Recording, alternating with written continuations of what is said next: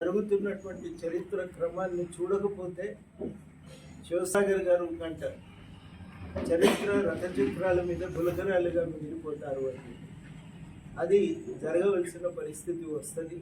అట్లాంటి మరి ఒక సోయితో, ఉద్యమ సోయితో, ప్రజాస్వామ్య ఒక స్ఫూర్తితో రాజ్యాంగబద్ధంగా వ్యవహరిస్తారని చెప్పి ఆశిస్తున్నాం.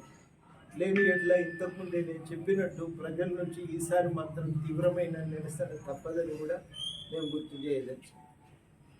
కొన్ని విషయాలు సభ్య సమాజం దృష్టి పెట్టవలసిన అవసరం ఉంది.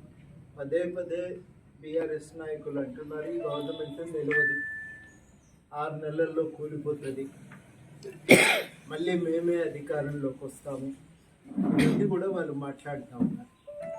ఆ మాట్లాడుతున్నటువంటి వ్యాఖ్యల వెనుక ఎవరు వచ్చినా మేము నిలబడనీయమనే హెచ్చరిక, మళ్ళీ మేము కొంతమందిని చీల్చైనా అధికారంలోకి వస్తామనేటువంటి ఒక హెచ్చరిక రెండు కూడా కనబడతా ఉన్నాయి. ఆ విషయాన్ని దృష్టిలో పెట్టుకొని ఒక మాట మనం గమనించాల్సిన అవసరం ఉంది. చాలా కీలకం ఏంటంటే,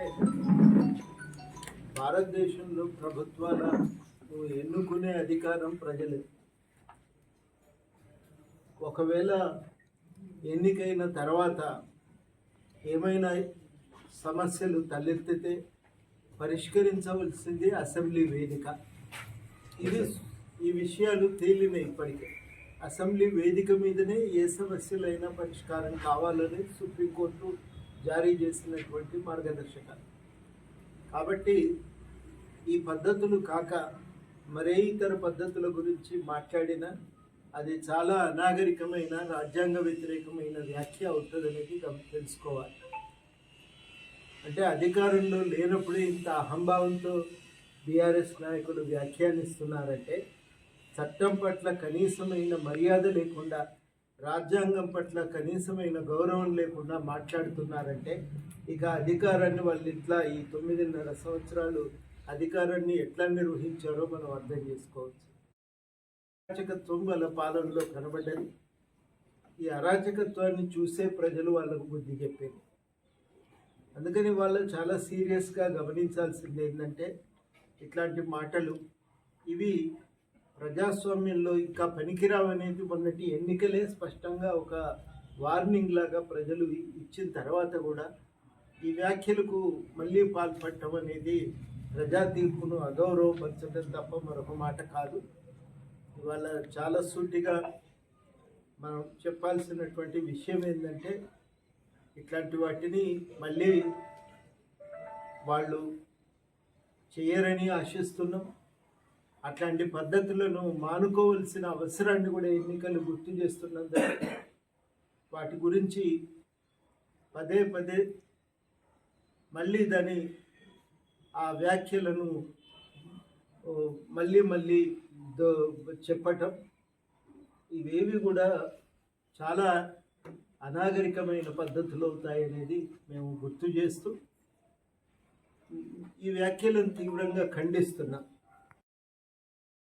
అని చెప్పి మేము కోరుకుంటూ ఉన్నాం.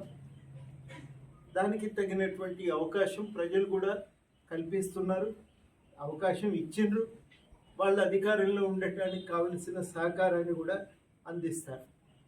ఈ విషయం స్పష్టంగా అందరం కూడా గుర్తెరిగి వ్యవహరించటం చాలా అవసరం అని చెప్పి నేను భావిస్తూ ఉన్నా. ఒక ప్రజాస్వామిక పద్ధతుల్లో తెలంగాణ ఎదగాలని అందరం కోరుకున్నాం. తెలంగాణ ఉద్యమమే కొన్ని ప్రజాస్వామిక సంప్రదాయాలకు పురుడు పోసింది. ఆంధ్ర పాలనలో వాళ్ళు దౌర్జన్యంతో పెత్తనం చెలాయించి తెలంగాణను అణిచివేసి వాళ్ళు పరిపాలన చేశారు. ఈ అణిచివేత ఉండకూడదని చెప్పి మనం అనుకుని తెలంగాణను సాధించుకున్నాం. ఒక ధిక్కారం అది అణిచివేత మీద, తెలంగాణ మీద పెత్తనం పైన ఒక ధిక్కారం అది తెలంగాణ రాష్ట్ర సాధన ఉద్యమం అనేది. అట్లాంటి ధిక్కారం నుంచి పుట్టిన రాష్ట్రం ఇది. కాబట్టి ఇక్కడ ఒక ప్రజాస్వామిక సంప్రదాయాన్ని పాటించవలసిన బాధ్యత మనందరి మీద ఉంది. ఇవాళ వచ్చిన ఎన్నిక ఫలితాన్ని ప్రజలేమో దాదాపు మొట్టమొదటిసారి తెలంగాణ వచ్చినట్టు, తెలంగాణ అభివృద్ధికి ఇంకా ఇప్పుడు అంకురార్పణ జరుగుతుందనే ఒక ఆశ, తెలంగాణ ప్రజల నెత్తి మీద ఒక బరువు దించుకున్నట్టుందని, గుండెల మీద కుంపటి తెచ్చుకున్నట్టుందని కూడా ప్రజలందరూ భావిస్తూ ఉన్నారు. మనం ఏ లక్ష్యాల కోసం అయితే కొట్లాడినమో ఆ లక్ష్యాల అమలుకు అవకాశం వచ్చిందనేటువంటి ఒక సంబరం ప్రతి వ్యక్తిలో కనబడతా ఉంది. మరి ఆ సమయంలో తప్పకుండా తెలంగాణలో సత్సంప్రదాయాలను, ప్రజాస్వామిక సంప్రదాయాలను నెలకొల్పాక నేను ఇంకొక మాట కూడా ఏం చెప్పదలుచుకున్నామంటే, మళ్ళీ ఇటువంటి వ్యాఖ్యలు రాకుండా చూడాల్సిన అవసరాన్ని కూడా తెలియజేస్తూ, తప్పనిసరిగా ఇట్లాంటి పరిస్థితుల్లో బీఆర్ఎస్ కూడా గమనించాల్సింది ఏంటంటే, తమ ప్రజాభీష్టానికి వ్యతిరేకంగా పోదలుచుకుంటే మాత్రం ఈసారి ప్రజలు సహించరు. ఒకసారి ఇప్పటికే వాళ్ళ వ్యతిరేకత అనేది స్పష్టం చేసింది, కానీ మళ్ళీ అదే ధోరణిని కొనసాగిస్తామంటే ప్రజలు సహించరు.